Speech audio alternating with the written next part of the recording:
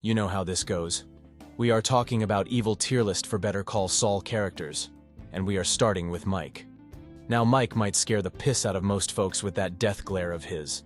But under all that craggy exterior, our main man Mike operates in ethical shades of gray, leaning more anti-hero than true evil in Better Call Saul.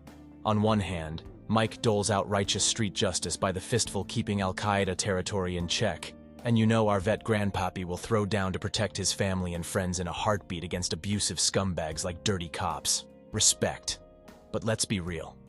Mike chooses covering up Fring's increasingly criminal operations over retiring peacefully pretty damn quick. And he had few qualms icing Werner on Gus's shady orders, even if he took zero joy in it. Mike's moral compass definitely wavers at times. Yet in the end, Mike retains too much loyalty and latent honor as former upholder of justice to rank as purely evil. He wants to provide for his family more than relish necessary evils. So, anti-hero shades fit Mike best. Lawful good intentions wrapped in unlawful methods when needed. Lalo Salamanca. Behind all that affable charm lies cruel Salamanca blood. And Lalo has no qualms letting it spill gallons. While less temperamental than outros like Tuco, Lalo's ease, ruthlessly torturing and killing anyone causing conflict, marks him stone-cold evil. From icing his own trusted money courier for questionable loyalty, to buying exotic fish just to watch them slowly devour each other for entertainment, Lalo clearly lacks conventional empathy. And let's not forget masterminding an innocent traveler's elaborate decapitation just to complicate official investigations later. Devilish. Make no mistake, Lalo follows polite social graces when convenient to his conspiring benefit. But underneath lies a sinful love of leveraging violence and chaos to assert dominance. Woe to those who assume his kindness runs too deep. A wolf in sheep's clothing. Devil tier. Kim Wexler. Compared to the seedy criminal company she keeps, driven career attorney Kim Wexler stands as Better Call Saul's moral center, trying to balance messy matrices of justice and corruption. Despite temptations, Kim remains firmly normal on the BCS evil spectrum. For now, anyway. Yes, Kim engages in slippery scheming as self-preservation to cover for Jimmy and secure high-profile clients. But her intentions spring more from career ambition than malice, and she refuses crossing red lines into violence or true law-breaking despite surroundings.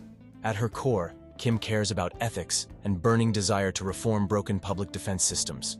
Her moral compass just gets creatively redirected occasionally when professional pride and impulsive passion kick in. But Kim's idealistic heart stays true even amongst less noble influences. Chuck McGill. In my view, while supremely smug and vindictive towards his brother, morally rigid lawyer Chuck McGill falls under a normal category per Better Call Saul's spectrum. Harsh? Perhaps. But Chuck mostly obeys his ethics code. Don't get me wrong. I wanted to strangle Chuck with his own space blanket for crushing Jimmy's spirit constantly instead of lending family support. And I winced as Chuck ruthlessly humiliated his bro, conspiring to deny Jimmy his rightful legal career. Ice cold, man. However, in Chuck's neurotic mind, exposing slippery slippin' Jimmy served principled justice, preventing ethical breaches. Did he go overboard? Hell yes. But he acted to uphold the ABA's standards, not further personal gain. By contrast, I see his judgments against Jimmy's moral flexibility as harshly principled, rather than unlawful or mean-spirited. In the end, while Chuck's stubborn adherence to technicalities and harsh treatment of Jimmy scream douchebag supreme, his actual conduct follows ethical bounds. A cruel saint, but within the lines, making him simply complex and strict rather than evil. Just my 2 cents. Saul Goodman. Analyzing my pal Saul's shifty morality levels presents a real Rubik's Cube given his colorful history of legal and illegal hijinks. But weighing his conduct thus far solely in Better Call Saul without the Breaking Bad chaos, I designate Slippin' Jimmy a somewhat evil ranking. Spicy, but not fire and brimstone territory just yet. Let me explain. Now I ain't saying Jimmy was saint material before adopting the Saul Goodman moniker. Running clumsy con games like the billboard stunt took advantage of vulnerable marks instead of preying on the powerful. And Jimmy displays increasingly questionable judgment once he slides fully from elder care to cortex care. But the Saul I've seen for now mostly utilizes legal loopholes and slick talk to benefit himself, rather than intentionally harming others. He hasn't personally ruined lives or violated oaths through violence. Saul pushes shady influence, sure, but won't outright break sacred trusts. That said, I can't ignore Saul readily advising murderous psychopaths like Lalo Salamanca while destroying justice reform in the name. He gets warmer and warmer to more evil-aligned actions steadily. And who knows how much further my risk-taking friend Saul goes once the series progresses into the Breaking Bad era. Guess I'll have to wait and see. For now, though, straddling the lines between right and wrong lands Saul Goodman in only somewhat evil territory in my book. Nacho Varga. Nacho's tough exterior and enforcement duties for the cutthroat Salamancas easily scream ruthless criminal. But probing deeper into the noble motivations driving gentle gangster Nacho's actions, I think anti-hero better suits his gray-shaded morality. Don't misunderstand. Nacho chooses questionable livelihoods enabling the Southwest drug trade when legal routes could provide. But unlike peers reveling in violence, I see Nacho only unleashes brute force when cornered or for protective causes. Whether saving innocent lives from psychotic Tuco or defending beloved Father Manuel, violence always serves righteous ends for Nacho rather than self-interests or cruelty. After all, he nearly gives up the ghost multiple times simply attempting to shield his oblivious papa, risking everything for amor de familia. Those wounds tell me Nacho retains honor amongst thieves, an anti-villain if need be, not a total scoundrel. Ultimately, Nacho's devotion to loved ones and principled code earns true redemption arc potential in my book. Too bad everyone around him descends into greater evil instead, forcing his hand constantly. Here's hoping you rest in peace eventually, Nacho. Betsy Kettman. PTA soccer mom turned embezzling queen pin. Betsy Kettman likes projecting an air of superior suburban respectability. But her crimes of greed and harassment definitely slide Betsy's morality into somewhat evil terrain upon closer scrutiny by my measure. On one hand, I'll acknowledge the scheme's architect was Slippery Craig, not self-righteous Betsy herself. Perhaps the lady just served as willing accomplice rather than criminal mastermind here. Yet Betsy took immense entitled pride flaunting their luxe wealth gained by brazen theft, blistering anyone threatening that ill-gotten status. What moral hero or innocent victim responds to whistleblowers with vicious car attacks and tire iron beatdowns? Not this guy. Stacy Airman Trout. I mean, she was just your average law-abiding citizen. Good tier. Ernesto. As far as law firm secretaries go, Ernesto doesn't strike me as malicious or devious as some cutthroat colleagues I've encountered in the legal field's moral morass. So on the BCS evil spectrum, I would land trusty tape deck operator Ernesto under normal ethics, albeit somewhat naive. Don't get me wrong. I scowled hard at Ernesto blabbing confidential convos to the very unethical attorney suspected of doctoring images in the room. Secretly recording private conversations for any length seems squirrely too, however entertaining the karaoke rendition of Bali Ha'i. So morally righteous knight he ain't. But while betraying McGill's trust showed colossally poor judgment. I read Ernesto's loose lips situation more as social awkwardness than outright backstabbing intended to inflict harm on Chuck or others. He just lacked the savvy discretion you expect from legal vets. An innocent stumble perhaps, albeit one with far-reaching ripples thanks to our pal Slippin' Jimmy's schemes, Gustavo Fring. Now assessing shadowy Los Pollos Hermanos magnate Gustavo Fring poses a fascinating ethical puzzle to unpack his intricate layers. To me, enigmatic Gus belongs in the devil column based more on cold-blooded acts to come versus overt immorality displayed currently in BCS's timeline. But wicked potential percolates steadily beneath that congenial facade. For now, much of Gus's expanding White Lily Blue Sky supply web remains background maneuvering, though we know its addiction ravages families, poisons communities, and triggers cartel carnage downstream. I struggle gauging Gus morally responsible, yet, since he operates largely off-screen. If anything, polite restaurant CEO Gus projects humble respectability rather than open iniquity at this stage. However, fleeting moments foreshadow the ruthless, vengeance-driven kingpin demolishing anyone in his path later, once the Chicken Man unveils shadowy depths in full Breaking Bad bloom. And I doubt those clouds part without collateral ravages left behind. For now, Gus conceals clear, definitely devil traces. But clarity comes for characters witnessing his darkest potential soon after Better Call Saul. Then, judgment shall follow. Hector Salamanca. When analyzing malevolent scoundrels polluting Albuquerque's moral ecosystem, Few godfathers embody the contaminating evil specter like bell-dinging brute Hector Salamanca in my estimation. Long before his wheelchair sentence, wicked Hector racked up rap sheets worth of sins. For one, anyone proudly overseeing cross-border narcotics distribution destroying countless families for decades assumes definite ethical culpability by my gauge. But what earns Hector extra Diablo demon points includes openly relishing bloody intimidation tactics, flexing influence constantly. Whether insultingly refusing hospitality payments to undermine civilian business owners in his territory, or insulting cashiers with lewd remarks for questioning his shorted shakedown stacks, Hector violates codes of basic human dignity as second nature, often for mere smug pride. Call me old-fashioned, but terror patriarchs who inspire fear more than devotion among their own kin seem morally bankrupt. And don't get me started on Uncle Tio using emergency medical devices as makeshift bells ringing for violent servitude. Rotten evil roots run deep in Hector's family tree, sadly, nourishing only more poison fruits destined to fall nearby. What vile harvests await? Franchesca Lyy. As Saul Goodman's unflappable right-hand associate juggling his questionable client affairs, I view Franchesca occupying ethical middle grounds, lawful neutral leaning towards good. She enables Saul's shadiness but avoids true criminal complicity. So for me, Franchesca belongs in the normal morality category. On one hand, I respect Franchesca maintaining composure confronting the seedy crime underworld every day at the office, without actively furthering their dangerous schemes herself. She focuses more on keeping operations orderly rather than questioning the law's limits like Jimmy. Franchesca won't win awards anytime soon for exemplary courage of conscience, but she causes no direct harm by my measure either. Yet I can't ignore Franchesca lacking scruples informing clients on burner procurement and money transfers, knowing what violent forces pull those criminal strings behind Saul's services. Turning blind eyes still indirectly enables evil, even if unintended. But until she crosses into overtly illegal acts herself or intentionally weaponizes her administrative insights against the justice system. To me, Franchesca stays relatively morally neutral-ish for now. Paige Novick. As legal watchdog keeping Gustavo Fring's legitimate madrigal interests sailing smoothly, stickler executive Paige Novick may indirectly connect cartel dots behind the scenes.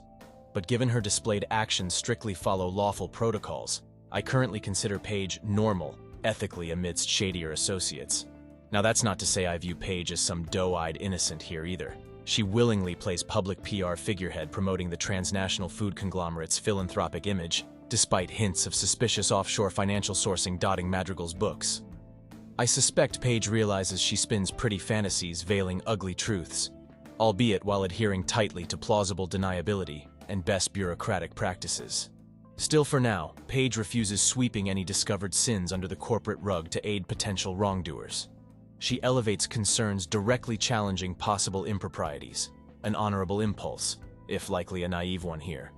Only time will tell whether Paige's loyalties shift as her employers become clearer. But as of current events, neither bright red flags nor merit badges adorn her moral record in my verdict. Huel. Given hulking bodyguard Hugo Babino spends most days cheerfully napping on stacks of Jimmy's dirty money rather than harming souls, I consider the gentle giant good morally, albeit enabling his shady lawyer pal's sins somewhat via loyal muscle services. Mostly Huel stays in his harmless happy place. Sure, Huel dabbles as Saul's sly pickup man, staging elaborate monthly mobile drops and pitching burner bags like some cell phone slinging Walter White. But I see no malice in the big guy beyond seeking solid Saul's approval. He never gets hands dirty himself.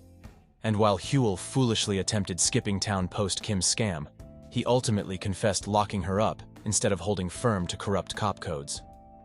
That crisis of conscience proves Huel follows higher authorities ultimately, whether his heart or some honorable reflex. Could Jesus himself truly remain pure around Saul Goodman practically? I submit faithful Huel makes as close an effort as humanly possible, earning mercy in my moral evaluations. Rich Schweikart. Veteran legal eagle. Rich Schweikart glides on polished wings above New Mexico's seedy underbelly conflicts, but still profits on societal carrion below, like any opportunist predator. So he merits classifications as somewhat evil in my moral estimations. Sophisticated savagery lurks beneath. Now I can't accuse Silver Fox Schweikart of active criminality brutalizing folks directly. He operates by the letter of lawyerly laws, not at gunpoint like common thugs. But let's be honest. This two-faced bird of prey certainly gobbles up both legitimate and blood-soaked money with equal enthusiasm. Some might call that justice. Me? I call the underlying tragic inequality simply another sun-kissed Albuquerque morning for Rich. Easy to remain principled at the top, preying on those below. So while I don't believe Rich explicitly hatches devious schemes just as a sick power trip, he lacks major motivation altering the status quo caste system funding fancy country clubs either. And in the end, passively submitting as the privileged class's obedient guard dog still makes you complicit with the wolves, counselor. Checks over ethics. Now kindly trot on back to the 19th hole, Rich. No moral majors for you. Tuco Salamanca. As the tweaked-out heir apparent to the Salamanca crime throne, violent loose cannon Tuco Salamanca fires his morality levels straight into the deepest evil rounds compared even to less stable family peers. And sadly, most of Tuco's shots tragically miss their intended ruthless marks. See, at least calculated cousins like Lalo retain some semblance of strategic composure and etiquette between murderous blows. By contrast, hopped-up Tuco unleashes his volcanic homicidal bursts more indiscriminately, often towards petty provocations or contraband complications. Whether blasting associates arguing reasonable pay terms or going hammer crazy on subways, Tuco lacks any code or kill constraints whatsoever. A manic powder keg personified. Oh, and casually beating your abuelita into escalating her little home family biz into full narcotics manufacturing, threatening dental demolition if the tiny meth lab yields shrink. Let's just say chivalry and the Salamanca name sleep with the fishes thanks to this mad dog sunk to unprecedented lows. So wrong. Scum of the earth levels here. Tyrus Kit. As stone-faced security lieutenant upholding Gustavo Fring's meticulous operations, ex-cop Tyrus Kit follows stricter honorable principles than average hired guns despite serving sinister masters these days. So relative to his lethal peers, I designate Tyrus evil morally for now, albeit on slippery ethical slopes. In this shady line of work, staying silently neutral makes Tyrus practically a saint already. He shows no passion for cruelty, remaining disciplined carrying out Gus's colder calculations rather than freelancing additional brutality. And we never see Tyrus sadly shake his head, resigning deeper into the underworld. For better or worse, stoic Tyrus sticks to the code with almost noble loyalty once sworn. However, make no mistake, Tyrus surely knows the bloodier debriefings and fear tactics part and parcel with being Fring's watchful hawk. I doubt many security consultants supply advice on dissolving corpses or scoping five-star laundry digs purely for the spa access. So while Tyrus keeps steadier hands cleaner than most here, he still chooses staining his soul's ledger every day protecting this empire. And in my book that deserves some moral demerits, no halos in the cartel brush, Kimosabi. Now I think he is going to evil. Victor. As grainy surveillance operator helping Gustavo Fring monitor all threats, Victor toes ethical lines between obedient soldier just following orders and culpable hitman accountable for the deadly missions he carries out without question instead.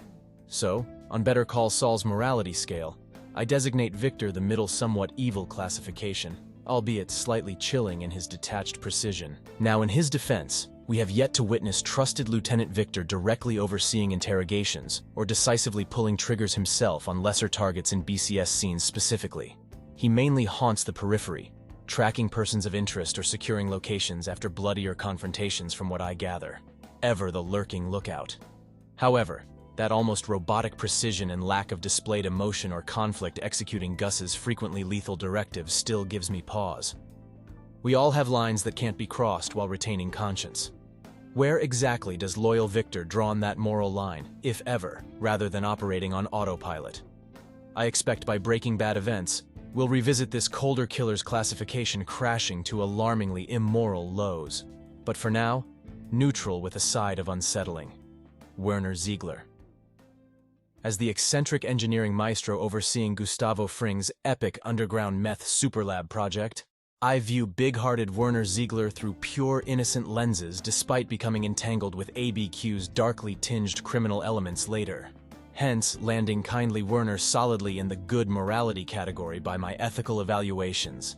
By all accounts, compassionate family man Werner beams with almost childlike optimism, playfully bonding construction crews over fireside sing-alongs, not seeming to fully grasp the installation's insidious intent.